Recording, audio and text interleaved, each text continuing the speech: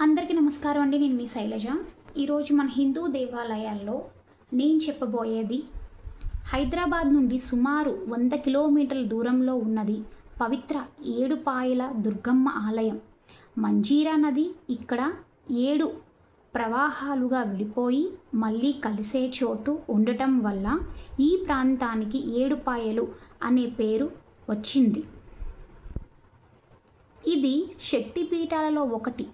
పురాణాల ప్రకారం మహిషాసురుని సంహరించిన తరువాత దుర్గాదేవి ఇక్కడ విశ్రాంతి తీసుకున్నారని చెబుతారు.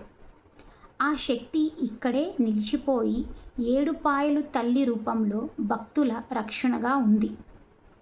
ఆలయం మంజీరా నది ఒడ్డున ఉండడంతో ప్రతి సంవత్సరం అమ్మవారి పాదాలు దగ్గరగా పవిత్ర జలాలు ప్రవహిస్తాయి.